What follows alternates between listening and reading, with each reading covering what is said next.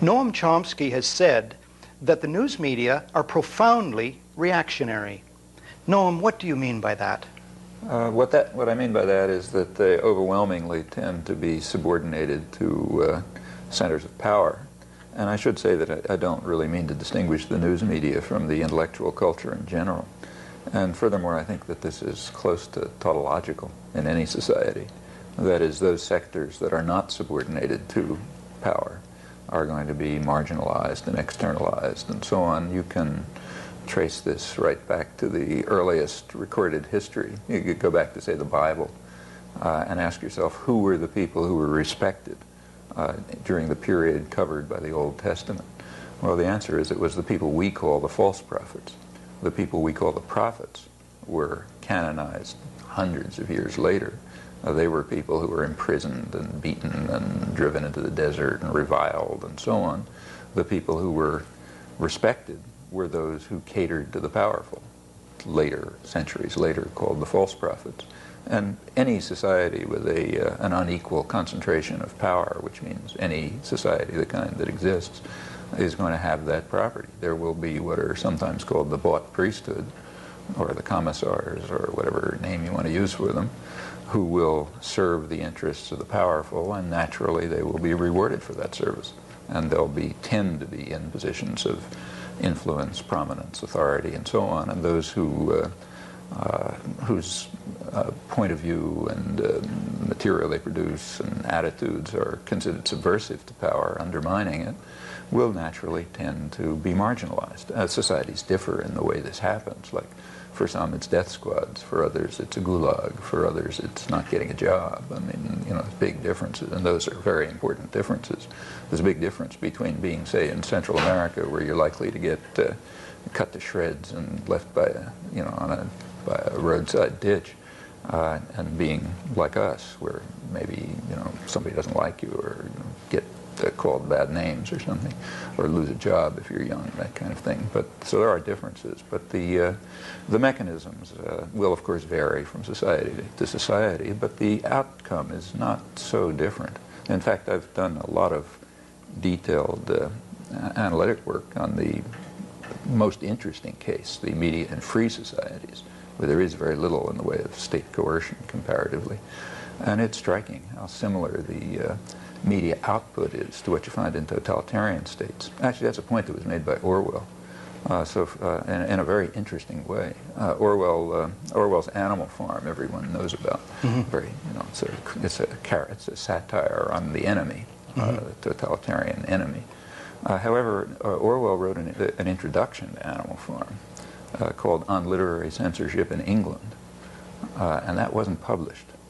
It wasn't published for about 30 years. Somebody finally dug it up and published it in the 70s, about 30 years after the book appeared. And in it, he pointed out that England is obviously very different from Russia, but he said the literary censorship is not all that different. And he even gave the reasons. He said the reason is that, first of all, he said the press is owned by wealthy men who have every interest in not having certain ideas expressed. And then he said there's just there's a system of indoctrination in which you simply learn the values of the society, and you just learn, you go through Eton and Oxford and so on, and then you have just internalized the values, and there are certain things you just don't say. And he said the combination of these two factors, the socialization, which we call education, which is basically indoctrination, and then just the whip, the people, the fact that wealth is concentrated. He said the outcome of these two effects is that you do have literary censorship in England, a free society, which is not so different from what you get in a totalitarian society. And as if to prove its point, it didn't appear. Now, as to that difference, because there would be a difference, the media, you've written, must maintain the illusion that there is in fact freedom, that there is not de facto censorship.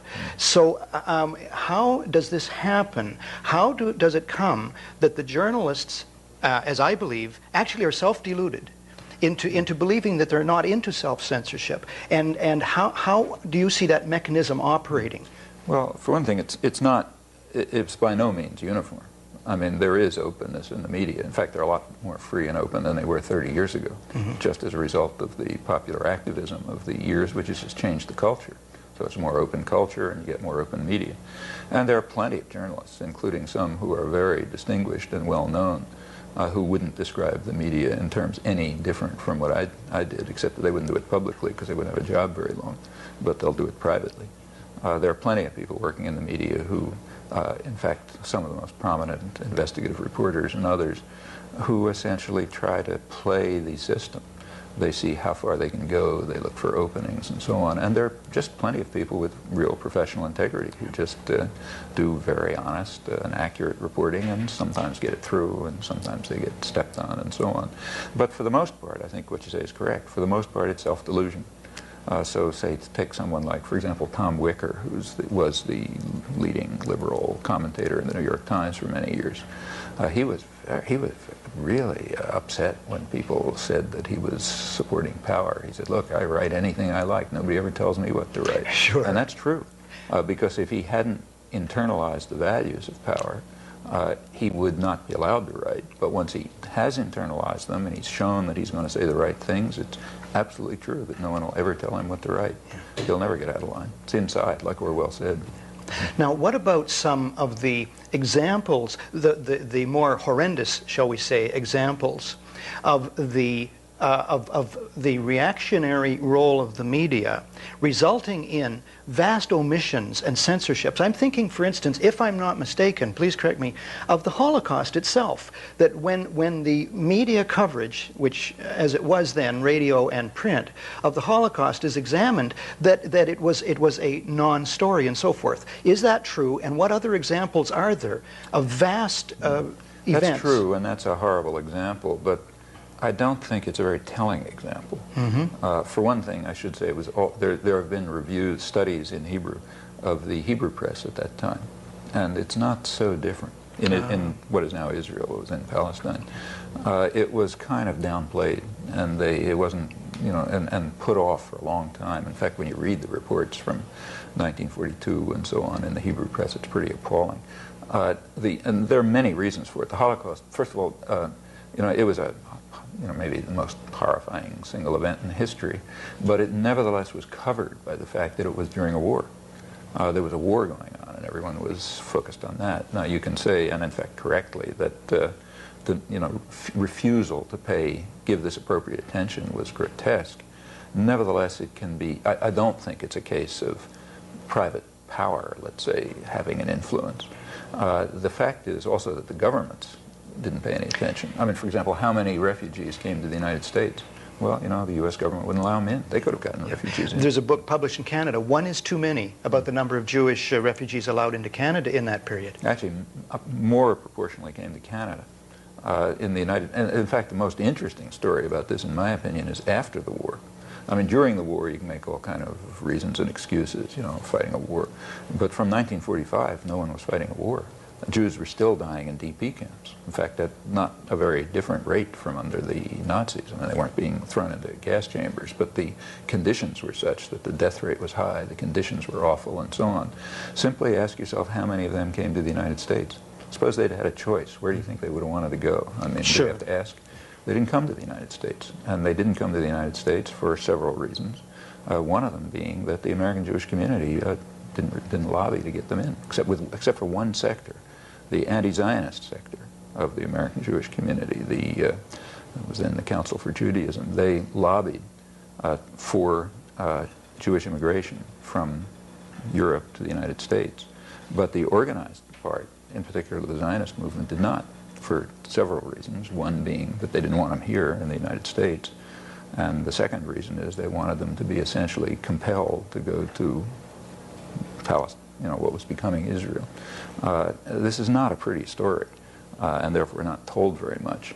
But that's the most striking story, in my opinion. During the war, you can make arguments. After the war, you can't make any arguments. And was there not a concomitant story that at that very same time, Nazi war criminals were being welcomed into the United States to work on NASA and so on? Not just that. I mean, the SS guards from Latvia, they're probably more SS troopers from, Nazi sympathizers from Eastern Europe than there were Jews from DP camps, because they were being given priority. They were in what were called captive nations. They were taken over by the Russians, and therefore, for just plain Cold War reasons, priority was given to these captive nations people, of whom a substantial number were, maybe not concentration camp guards, but although some were, but just pro-Nazi elements. There's some good historical work on this by some Jewish historians. In fact, Leonard Dinerstein is one. Yeah. Now, this brings us to perhaps the last example we could deal with in this conversation, this particular conversation, and that is the Cold War. And there were preparations for the Cold War. The Cold War was carried on, or Cold War I and Cold War II. Can you comment on the media's role in the reflection and the perpetuation and promotion of the Cold War? Well, overwhelmingly, the media, it's a little unfair to talk about the media because it's true of the intellectual community in general. The media are just the most visible part of it. But just keeping to the media, they almost uncritically accepted the framework of Cold War propaganda, which is, in my view, very distorted. I don't think the Cold War has been, I think it'll be a long time before we come to look at what the Cold War as what it actually was. The fact of the matter is, as the better diplomatic historians have pointed out, the Cold War began in 1917. If you read, say, George Kennan, who, aside from being a major policymaker, is also a diplomatic historian, historian of Soviet-American relations. His big study of Soviet-American relations says that he says that the breach between the West and the Russians, the Bolsheviks, the final breach, he said, occurred in January 1918, when the Bolsheviks offended our sensibilities by disbanding the Constituent Assembly. That, he said, caused the breach with an element of finality, and because we couldn't tolerate that with our love for democracy. Incidentally, a couple of months later, the Marines in Haiti disbanded the parliament by force because they refused to approve a constitution written by the U.S. occupiers, which gave American corporations the right to purchase Haitian lands. So therefore the Marines went in and, as Marine General Smedley Butler put it, dispersed them by genuine Marine Corps methods. Mm-hmm. And then the Marines ran their own referendum in which they got something like 99.98% of the vote, with 5% of the population participating, and that didn't offend anyone's sensibilities.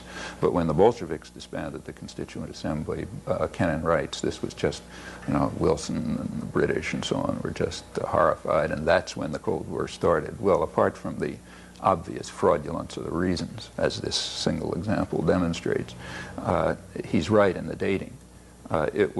Eastern Europe was part of the Third World. Russia was a third world country, in effect, and it had been for hundreds of years. And no part of the third world is allowed to strike an independent course. It doesn't matter whether it's a little speck in the Caribbean like Grenada or a sixth of the world. And that's when the Cold War started, and it sort of went on from there. Now, this framework is very important to understand. Otherwise, you can't understand anything that's happening now, as they're being driven back to essentially a third world status. But the media and the intellectual community have yet to even face these facts. Here is where we'll have to conclude this, and it's so telling that you referred to Haiti, because now we'll turn, if we may, Noam, to indeed Haiti first, and then the Middle East for about 13 minutes, and I wonder maybe. And we'll have to forget what you just said, because that'll be another program in another month. Mm-hmm. But I shouldn't say we forget it. I mean, we could bring back that history, which is exactly what I was hoping you would do, is look at the history of American involvement in Haiti and up through the present day, and then relate that to the media coverage of Haiti historically and to the present day. Would it be good to lead off with, I think, with this clip? Okay. I think that's how we'll do it. So I'm going to, talking to the people behind the glass now, ask if we might start off with me looking at Julie's camera again, and then do our next conversation. Fine, Barrie. It's wonderful. Mm-hmm. Okay. And we went way over 5 Oh, we did? minutes Yeah. there. Okay. Of course, if there's anything goes wrong here, I'm responsible, and whatever credit there is goes rightly to you. Okay. So I It's an just... easy position to be in. Yeah. Okay, I need to just think for a moment. I just need to think for a moment.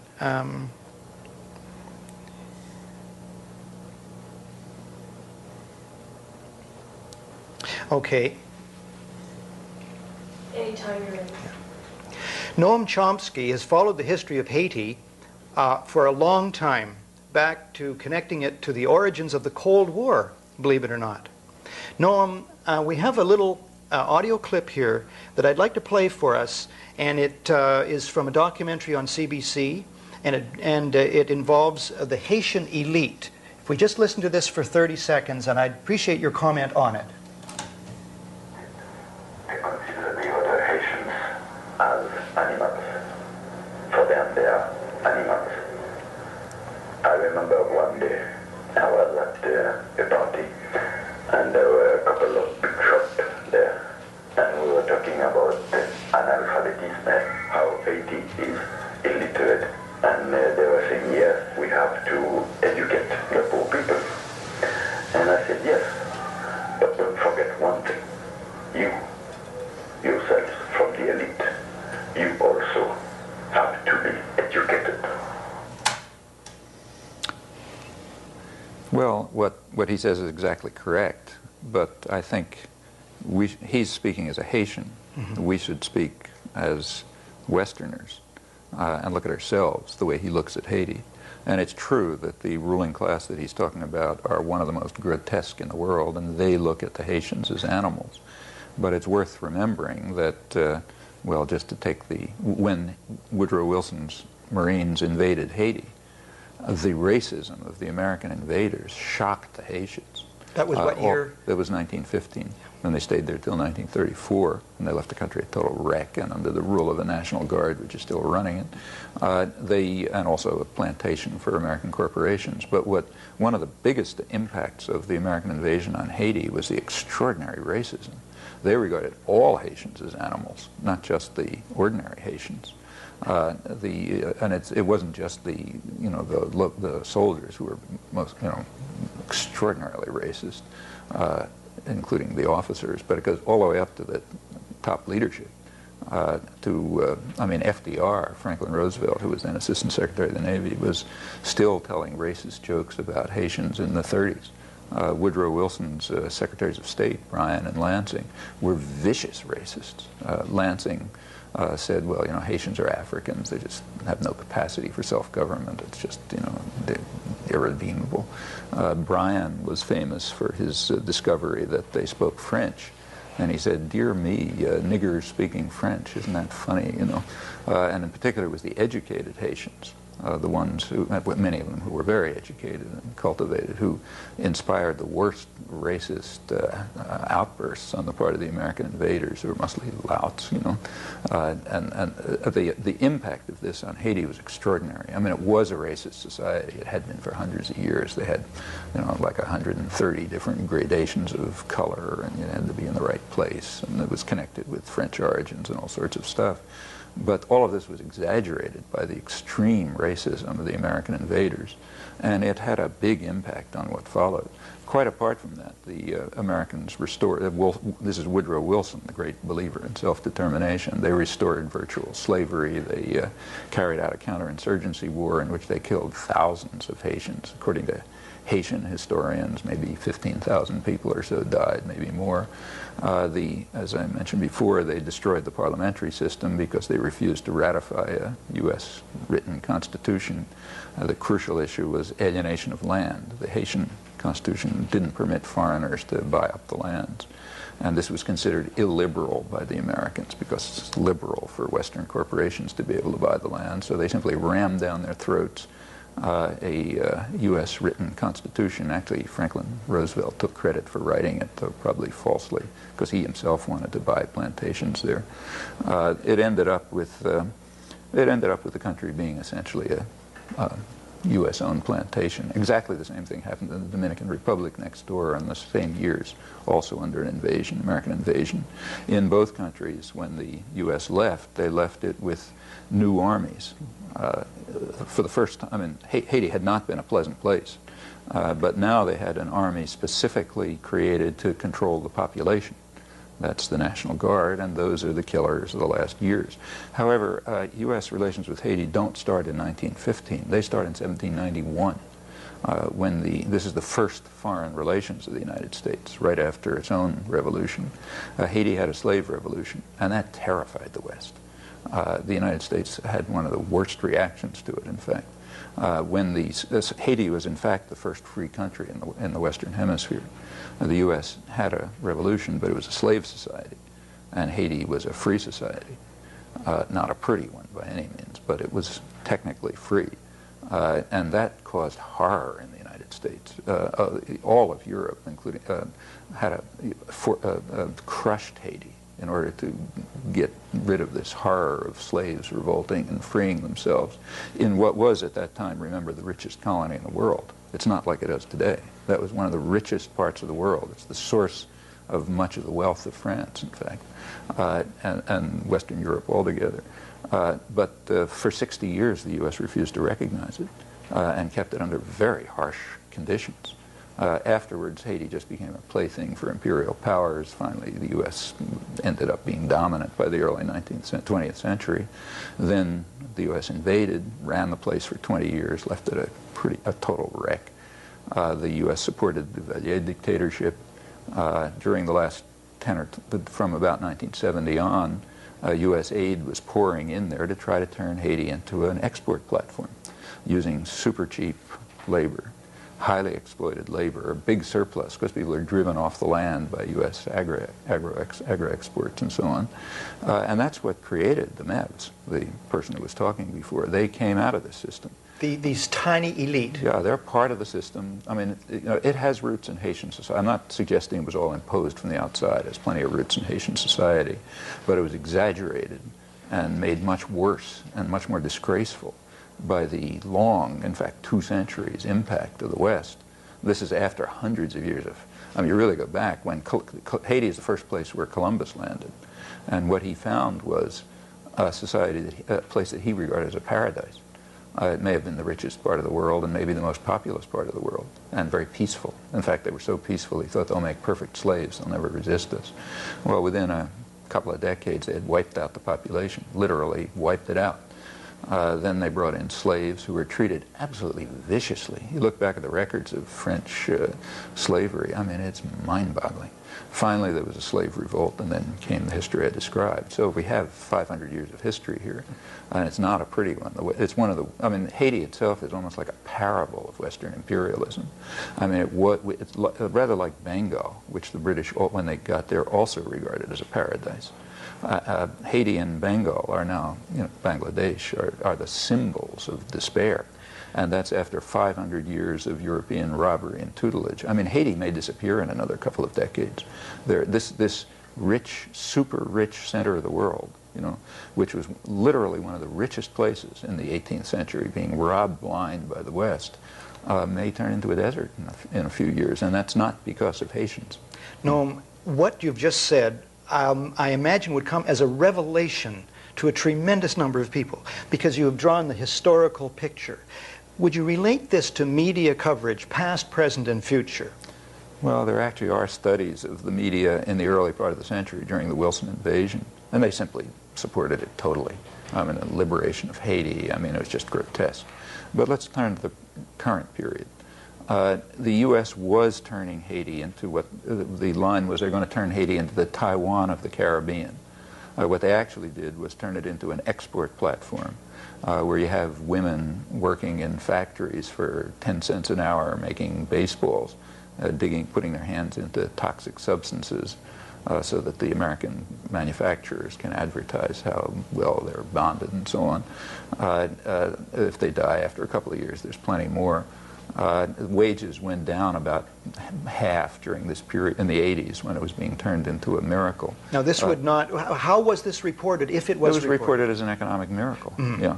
Then everything was working fine, lots of profits, not only for the Mevs family and a couple of others in Haiti of that elite, but for plenty of Western manufacturers. U.S. aid money is pouring in there to create this monstrosity. Then, you know, a lot of things happened, but they finally allowed a free election in 1990. Now, everyone thought that it was going to be a walkaway for the U.S. candidate. The U.S. had a candidate, Marc Bazin, a World Bank official, and he had all the resources and all the wealth and so on. They figured, of course, they'll walk away, so it's safe to have a free election. Well, nobody was paying attention to what was going on in Haiti. I mean, who looks at the slums? You know, who bothers looking at it's a peasant society. Who goes up and looks at the peasant community? What was going on there was that a very vibrant and lively civil society had been created. The basis for real democracy had been created, the kind of democracy that nobody in the United States even understands anymore. Jefferson would have understood it, but we've forgotten. They had grassroots movements and activism and populism, and nobody had paid any attention. Was there any press coverage that you recall of that? And nobody even, who looks, you know? Does anybody look at the slums? I mean, nobody even looked. When the election took place, it was a shock. A populist figure, a liberation theologist, won on a wave of a popular movement, and a lively, vibrant popular movement. Well, the U.S. moved at once to try to undermine him. I mean, the only question that should have been in anybody's mind is, how is the United States going to get rid of him? Because that kind of a figure and that kind of a movement is not permitted in U.S. domains. If people don't know that, they really are ignorant of modern history. So the question is, how are they going to get rid of him? The U.S. moved at once to try to undermine him. Aid stopped, except for the business community. So aid for investment stopped. The only aid that went in was to support the business community against Aristide. There's an Orwellian organization called the National Endowment for Democracy, and anyone who reads Orwell will know what it is. Bipartisan organization, which is an attempt to create top-down type democracy, you know, the kind of democracy which is in the hands of elites in which people are kicked around. They moved in, and they created counter-organizations to Aristide. Very surprisingly, it's exactly those organizations that survived the coup and then became the functioning organization, something which no one seems to have noticed. But the idea was to try to undermine Aristide. Now, he was in for 7 months, and that's a period of history which has now been wiped out of history. The official story is he was a mad theologian, impractical, and so on. The facts are quite different. He was extremely successful. He cut down narco-trafficking, he cut down the bureaucracy, eliminated the deficit, he was beginning to create jobs. In fact, he so impressed the international lending community, like the Inter-American Development Bank and the World Bank and so on, not the big radicals, that they were offering him support. In fact, leaked State Department reports described their surprise at his success in taking this basket case and starting to turn it into a working society. That's all eliminated. When you read the reports today, it's, well, you know, he wasn't didn't know how to run politics, we had to teach him, and so on. Finally, he was overthrown in a coup. Whether the U.S. was involved or not, nobody knows, but anyway, they certainly supported it.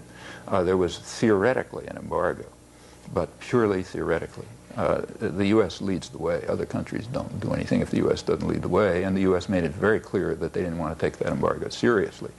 In fact, within a few weeks, George Bush had announced what he called an exception, namely U.S. manufacturing firms were allowed to violate the embargo. Well, if you take a look at U.S. trade figures with Haiti during the following year, they're not that far below the normal. It would take about 3 minutes for any journal to discover that, the same way I did, namely you call the Commerce Department. It has never been published. Under Clinton's first year, the trade went up by 50%, including a huge increase in food exports from the starving island. So Fritz Mevs tells you how sad he is about the starving people. Yeah, they were exporting food to the United States under Clinton. The federal government, U.S. federal government, was purchasing stuff, baseballs and things that were produced in these Haitian factories under the embargo. Now, actually, I'll just end with this. Right, the U.S. intervention took the military, Cedras and Francois and so on. They were in effect told, look, you got a couple of years to murder people, to kill the leaders of the popular movements, to destroy them and decimate them. And when you're done with and there won't be much of an embargo during this period, so don't worry about it, you'll be fine. And when the job is done, you'll be sent off, but very happy. You know, you'll be wealthy, you'll have plenty of money, we'll take care of you. That's exactly what happened. I mean, I don't know if they were told it in those words, but it was obvious that that was what was going on. And in fact, that's precisely what's happened. That's called restoring democracy. Okay, the job is done. The popular movements are decimated. The leadership is killed off. People are intimidated, or so it's hoped. Now the soldiers go in, and what they're restoring Aristide technically, purely technically. I should say that the day of the intervention, it was a Monday, if you remember. The day before that, Jimmy Carter was in Haiti having dinner with General Cedras and telling us what a nice man he was, and so on and so forth, the leading killer. The biggest story of the intervention broke that day, and it has, as of now, yet to be reported in the mainstream in the United States. There's a couple of weeks. It was on every AP. It was on the AP wires, which means that every journalist found it out exactly the way I did by monitoring the AP wires. Every news desk knows that. On Sunday, the day before the intervention, Associated Press ran a major story on, which they then repeated, on a leak from the Justice Department concerning the way in which oil had been sent to Haiti.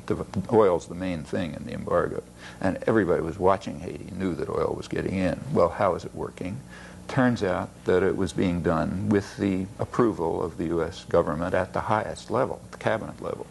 That is, Texaco Corporation in particular was given a cease and desist order, stop, because there was a presidential directive under Bush. So they were told, stop sending oil, cease and desist, but they were also informed that there would be no prosecution. And they then proposed to the Justice Department some chicanery by which they would do it, and were told, well, that's illegal, but we're not going to prosecute it. And that went on under Clinton as well. So in fact, there was no embargo. That's the biggest story of the day. Should have been there never were any sanctions. And I never heard that story. Well, okay, but it's on the AP wires. Yeah. It's not a secret. Like I know it. Yeah, and I knew it right away. And I don't have more resources than the New York Times or the Globe and Mail. You know, I mean, it'll certainly leak out sooner or later because it's just, in fact, in small papers like ones which don't really control the news properly, it came out a couple of days later. But in the mainstream, it's been kept out. But that's just a piece of it. All of this means, if we put it together, that while Aristide was in power, he was remarkably successful, and the U.S. tried to undermine him. After the coup, the U.S. backed off from sanctions. There were no sanctions, effectively no sanctions, except against the poor. They were directed against the poor, but the narco-trafficking went on. The military enriched themselves. The Mevs family, Fritz Mevs' family, were constructing a big oil refinery in Haiti under the embargo. What for? Well, it's a genius to discover. Then Aristide is now put in, but under very strict conditions. There's a reason why Fritz Mevs is distributing tens of thousands of pictures of Aristide all around Port-au-Prince, because he, as he says, considers that Aristide has become more mature while he's in Washington. In other words, he's learned that his job is to sort of shine Whitey's shoes, at least so he hopes. So he's now more mature. He's become what the press calls pragmatic, meaning you follow orders. The orders are in a program, an economic program that was forced upon the Haitian government, the Aristide government. The way it's described is he presented the program to the Paris Donors Club. Yeah, he presented it. So it's a World Bank program in effect, and it's the standard structural adjustment package. Anyone who knows about these things knows what that means. If you read it, it has some nice rhetoric, but the crucial line goes sort of like this. It says, the renovated government of Haiti will focus on civil society, particularly the private sector, domestic and foreign. So that means foreign investors are the central part of Haitian civil society, and that's where the resources will go. Now, this economic plan is yet to be reported. It's reported by a very good reporter, Alan Nairn, who's a freelance reporter in Multinational Monitor, which is a marginal journal. This was in August, has yet to hit the press. Unfortunately, we'll have to conclude here. There's more than a horror story there, Noam. But we'll have to turn to to other, if not equally important, equally serious questions. And we will now, we'll turn to the Middle East next. And because we elected to really turn over all of this Monday's program to Haiti, then I'll ask for a countdown into, let's say, 4 minutes. We'll try to go through about 7 subjects, 4 minutes each or something like that. Well, you just warned me if I'm talking too long, because I tend to go on too long. Well, look, I could just listen and listen and hear. Well, the stuff starts coming out, but tell me, because I will indeed. And I would be talking to the people behind the glass if with each of these briefer conversations, if I should start off, as it were, looking into Julie's camera. Yes. That's what they want? Yes. Sure. Okay. So I know the Middle East is the first one, so it'll be the Middle East and then the 500 channel universe in 4 minutes. Okay. That'll be a trick. So I guess that actually we're ready. Anytime. Noam Chomsky has followed, among many other areas of the world, the Middle East with great care. And now I'm going to start again. Noam Chomsky. One moment, please. Yeah. We're going to give you 10 minutes for the Middle East. Oh, there you go. Okay, 10 minutes. Luxury. And will we get a 3, 2, and 1? Yes. 10 minutes on the Middle East, 3, 2, and 1. Right. Then we'll really speed through the others. Anytime now, Barrie. Noam Chomsky is recognized as one of the foremost experts on the Middle East and media coverage of the Middle East. Noam, it's been my observation that for a long time there were nonviolent peace efforts in the Middle East, which I think were very much marginalized by the media. Using that as a starting point, how would you characterize media coverage of the Middle East? I'm now talking about the United States primarily, because it's somewhat different than other countries. In the United States, the media coverage of the Middle East is absolutely the pits. It's the worst of any story I've ever looked at. And the reason is because although usually the press is subordinated to one state, in this case happens to be subordinated to 2 states. One of them, the United States, and the other, its major client. It was only since 1967. It was different before. But since 1967, the servility, and that's the only proper word for it, has been both to the United States and its client state. The servility of the media. Of the media, overwhelmingly. I mean, to the extent that most of history has just been written out of the record. So take the nonviolent initiatives. Actually, the most important nonviolent initiatives are diplomacy. And there is a diplomatic record, though you wouldn't know it from reading the media. The diplomatic record includes crucial events which have simply been written out of history. Well, for example, in February 1971, President Sadat of Egypt accepted a full peace agreement with Israel. Full peace agreement, recognition, everything, almost precisely in accord with official U.S. policy. All right, that caused a little turmoil in the United States. They had to decide whether to go along with Egypt and separate from Israel or break with their own official policy. They picked the latter under Henry Kissinger's influence. We know all about this. There's no dispute about the facts. Under Kissinger's influence, the U.S. just abandoned its policy and moved over to Israel's policy, which was no withdrawal. Kissinger called it stalemate. All right, Sadat's initiative is out of history. The standard line, even in scholarship, is that until his dramatic visit to Jerusalem in 1977, no Arab leader, including Sadat, was ever willing to consider peace with Israel, which is a total flat lie. I mean, journals like, say, Newsweek will not even accept letters, small 3-line letters, referring to this fact, though they concede privately that they, in fact, even published it when it happened. So that's out of history. That's one diplomatic effort. That's what led to the '73 war. I mean, Sadat made it very clear that if the U.S. was going to block all diplomatic initiatives, he'd have no choice but war. Washington was warned by ambassadors, by oil companies, and so on, but Kissinger was so dense he couldn't understand it. Not the only case. And finally there was a war, and it finally broke through the clouds that you got to do something. All right, now then let's go on with the diplomatic record. In January 1976, the Security Council debated a resolution which was brought by the Arab confrontation states, by Syria, Jordan, and Egypt, and backed by the PLO, and publicly backed by the Soviet Union, by Europe, by the non-aligned countries, in fact by the whole world just about, calling for essentially a two-state settlement. That would have ended it. It had all the wording of UN 242, you know, recognizing the territorial integrity and the existence and so on of all states in the region. All of that was in there, but it called for a Palestinian state in the West Bank and the Gaza Strip. Well, Israel was violently opposed, and the U.S. vetoed it at the Security Council. Now, this was reported at the time. You go back and you look at the New York Times at the time, you see, yeah, it was there, but it's out of history. The U.S. vetoed another Security Council resolution in 1980 of the same kind. Through the late 70s and the early 80s, there were all kinds of diplomatic initiatives coming from everywhere, including the PLO. Like Yasser Arafat was calling for negotiations with Israel leading to mutual recognition. The New York Times refused to publish it.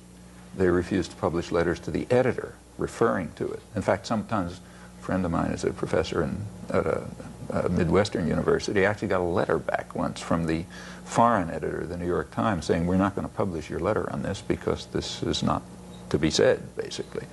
It's out of history, you know. Now, all of this time, the media, the typical phrase, is it not so, in dispatches would be this mysterious elusiveness of peace in the Middle East. Yeah, it's very elusive because the United States was blocking it. Yeah. For 20 years, the United States was leading the rejection front and blocking every diplomatic initiative. And it's not a secret. The Security Council vetoes are clear. Arafat's initiatives are clear. They're explicit. The General Assembly of the United, you can't veto anything in the General Assembly, so there was a vote every year in their winter session, and it would always ran like 150 to 2 or something, sometimes 151 to 3. Once the United States picked up Dominica, it was the United States, Israel, and maybe one or another client state against the world. Out of history, you know. In fact, that continued until December 1990, and the reason it stopped at that point is that the world essentially conceded the region to the United States, said, okay, you run it. This was after the Gulf War. The Gulf War essentially established that the U.S. was going to run that region by force. The world backed off. The Madrid Conference started under unilateral U.S. control, and that's called the peace process because the U.S. was running it unilaterally, and the world was out of the picture, and the U.S. ran it on its own terms. Its own terms are no withdrawal, except where Israel and the United States decide, in opposition to the rest of the world, and nothing for the Palestinians. Those are the two U.S. positions. They are in the Madrid Conference in 1991 and right up to the Oslo agreements. So that's called the peace process. Now, it's interesting that U.S. power is so extraordinary in today's world that most of the West has now internalized the U.S. position. So, for example, I think most of Europe has probably forgotten what their own position was 3 years ago. It was very intriguing that Norway brokered this agreement. The reason for that was, in fact, described in the Israeli press. The Clinton administration has broken all records in service to Israel. In fact, it shocks the Israelis. They're to the right of the Israeli government, to the hawkish side of the Israeli government. And they probably figured that if they wanted to preserve any credibility in the Arab world, they better not do it through the Clinton administration, because that's like doing it through their own extreme right wing. So they therefore got Norway to broker the agreement. And it's interesting that Norway was willing, and without second thought, to broker what in fact was the U.S. rejectionist position. Nothing for the Palestinians and no withdrawal. Would you venture any kind of prediction, just in the short term, about this Middle East situation, extrapolate it, and how the media will probably deal with that? Oh, I think it's, unfortunately very predictable. The U.S. has gotten its way. There is a settlement in which the Palestinians are marginalized. Israel has always, if you look back to the Israeli position since about 1968, it's been pretty uniform across this political spectrum, from right to left. The idea is that Palestinians must not have any national rights. That's point one, so totally rejectionist. However, Israel should take what it wants in the occupied territories. What it wants is the usable land, a big area around Jerusalem, you know, the resources of both the Gaza Strip and the West Bank, the Jordan Valley. They want to cantonize the region so you get little Bantustans, but they don't want to have to administer the local population. They want somebody else to be responsible for them. So Israel doesn't want to have to run Nablus, let's say. They'd like somebody else, Jordan, anybody. They don't want the responsibility. So that's been the proposal. It was first called the Alon plan. The Sharon plan is not very different. The current plan is exactly that. And that's going to be implemented. Exactly as the Israeli press says, and Israeli commentators say, they will move from, in their words, colonialism to neocolonialism. That's the phrase, and it's accurate. These regions will be under Israeli subordination, much the way Haiti is under U.S. subordination. And the press will describe that as peace. In fact, they'll win the Nobel. They just are winning the Nobel Prize for it.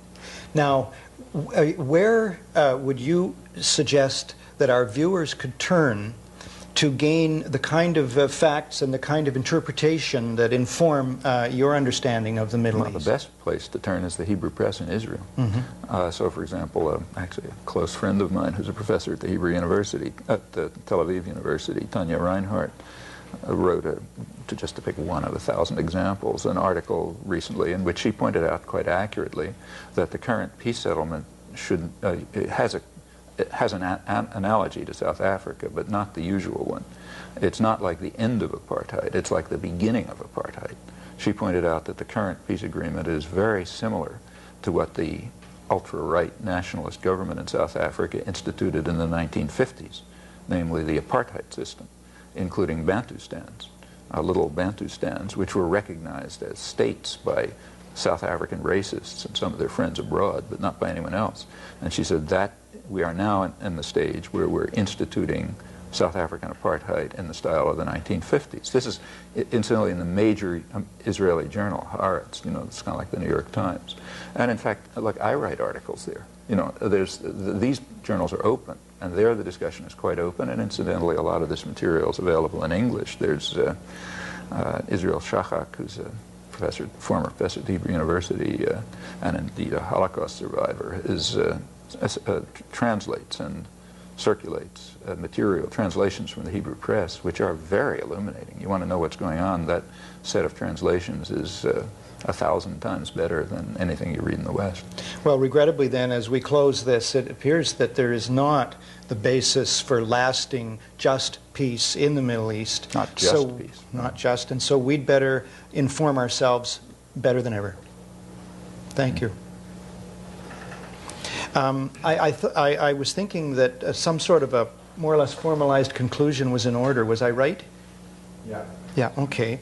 So now, and by the way, I guess I clearly see your 3 and your 2 and your 1, Julie, thanks. And then you do this. That's a wrap. But then I'm actually not clear. Would you then give a faster wrap and maybe just some sort of a signal that our time has in fact run out? Especially since now we're going to try to do the rest in 3 minutes each. Yeah, or 2. Because and also someone should call a cab and make sure the cab is absolutely cut you off. Yeah. Okay, stand by, Barrie.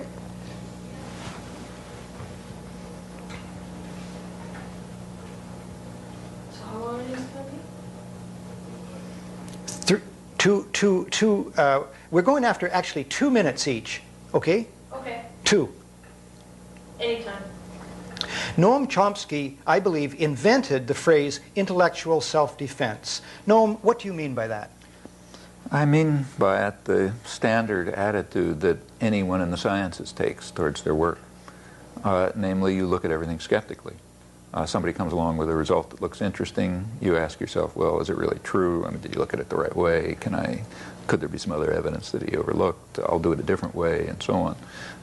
If you don't understand that, you can't work in the sciences. I mean, I happen to teach in a scientific university. This is just second nature, you know. Well, that's the attitude that people should take towards things that really matter in life. You read something in the newspapers, there's a peace process in the Middle East, we're restoring democracy in Haiti. First question any sensible person should ask is, well, I mean, is there a power interest that would want things to be looked at that way? Answer, well, obviously yes. Does that infect the coverage? Well, I'll investigate. And of course you find out very quickly, yes. And then you say, well, what are they not telling me? What wouldn't they want me to know? What wouldn't they want me to think? Okay, I'll look for that. I mean, you know, this ought to be second nature to everyone. And in some small areas, like, say, the sciences, it is second nature. In fact, there wouldn't be any sciences otherwise. In areas that matter to human life, there has been a huge effort to drive that out of people's heads. And it's taken centuries, literally. You read the working class press in the 19th century, which was very lively and independent and done by working class women and men, a lot of women, incidentally, who were editing newspapers and so on. It raised all these questions all the time. I mean, it's taken a century of indoctrination to drive out of people's heads the idea that you should think. Now, someone has added to your phrase and said we also need, in light of the entertainment media, emotional self-defense. How would you respond to that? Well, very much so, because actually my own work is kind of misleading in this respect. I focus mostly on that sector of the intellectual culture and the media that's directed to the educated sector of the population. But probably 90% of the propaganda is something else. It's just intended to divert people, to get them away from things, to turn their brains into mush, you know, to just keep them away from the public arena so we can run it in peace. That's what almost all the media are, and I don't personally write about that, partly because I don't know much about it. But yeah, so you need the kind of self-defense which says, look, they want you to focus on the O.J. Simpson car chase. Why? Because there's other things going on that are important that you might do something about. You better not think about them. You better look at the car chase. Supreme distraction. Yeah. That's very interesting. Yeah. Oh, are you giving him signs too? I just realized. Yeah, Terrific. no, that was good. That was good. I would Yeah, appreciate yeah. that. Yeah, that's right. 'cause I noticed. I Yeah. can see her in my peripheral vision, but Yeah, no, that was good. I Thanks. think we should do that. Yeah. Yeah. Okay, then we're ready for the next one. Okay, bear on board. Yep, anytime. Disinformation is a phrase for outright lies, complete fabrications in the media. Noam Chomsky, can you give us one example of disinformation today? Well, everything we've been talking about is disinformation. If the Nobel Prize is coming for 3 people who brought peace, that's disinformation. What they brought is traditional U.S. rejectionism after 20 years of blocking peace.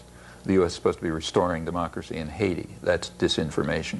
What the U.S. is doing is undermining the possibilities of popular democracy in Haiti, and we can go down the list. And incidentally, this disinformation is with the collusion of the media. If you actually pay attention, you can see it happening. Let me just give you one personal incident. I happened to be in Laos at a time when virtually the whole Western press corps was there, because Richard Nixon had just made a speech saying there was a North Vietnamese invasion, so everybody flew in and very excited. Every the journalists in Laos is a very easy place to follow the news because all the journalists are in the same hotel. There's actually 2 hotels in this cow town, and the richer one is where most of the journalists were, especially the fancy ones. So they're all sitting around the bar laughing about Nixon's speech because they all know it's a total lie. In fact, they had just had a briefing from the U.S. military attaché who hadn't heard the speech yet, and he told them, didn't say anything about it. So they all know it's a total lie. They're telling jokes about it and drinking and so on. You take a look at the next day's paper, they all reported the North Vietnamese invasion of Laos. Well, you can say disinformation if you like, but that's a funny use of the word. And this happens all the time. Any working journalist can tell you that. How about such as the reports that we're reading now that secret KGB files are being unearthed in the Soviet Union, and they say all sorts of strange things? Actually, the most interesting, I mean, there are a lot of people here working like hawks on those files, trying to find some support for U.S. Western propaganda over the years. And what's been dramatic is how little they've been able to find. Almost nothing has come out. So take all the big stories, you know, like the Russians are trying to assassinate the Pope, or, you know, that kind of stuff. Well, it's interesting that nothing is coming along, and it's not that people aren't looking. I mean, they're dedicating enormous efforts to try to find any scrap of information that can buttress traditional Cold War propaganda. And to this, strikingly, virtually nothing has come out. But do not CIA operatives actually create fictional documents? Yeah. There were those famous papers. Yeah, there's a lot of fakery, but you know, and it does exist. I mean, actual intelligence fakery does exist, Yeah. but in my opinion, it's a sort of a marginal phenomenon. First of all, it's easily penetrated, and secondly, the worst part is the kind of thing I've just described. It's the willing collusion with power, or even worse than that, the internalization of values that doesn't make that prevents you from seeing that you're colluding with power. In other words, self-censorship. Yeah. Thank you on that. We're just changing.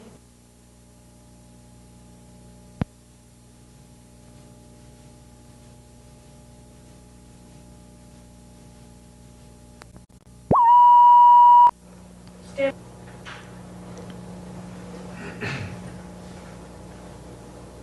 Anytime. Noam Chomsky, the world's leading media critic, refers a lot to print. Noam, I was at a talk recently, and one of Canada's leading media critics, a young man named Jeff Pevere, told the audience, he said, I understand Noam Chomsky does not watch television. And then he went on to say, I also understand he only watches one movie a year.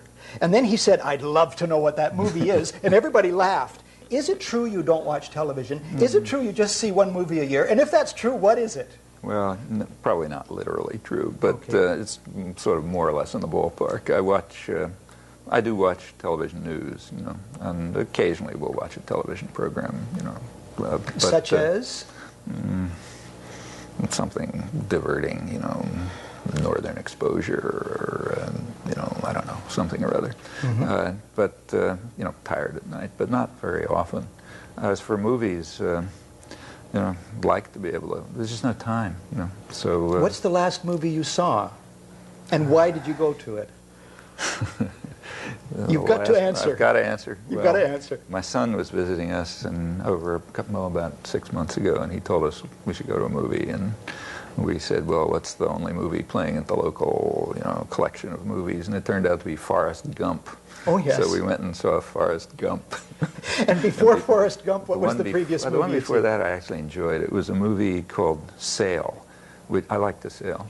And it had marvelous sailing scenes. It was, I think, about the America's Cup. Unfortunately, they interspersed, they figured they had to have a story. So they had a storyline, which was so idiotic, it was embarrassing. But if you kind of turned off during the storyline and just watched the sailing scenes, it was really terrific. So that one I liked. You know? That's typical Noam Chomsky. You want concentrated sailing, never Right. mind the storyline. Yeah. Thanks very much. Thanks very much.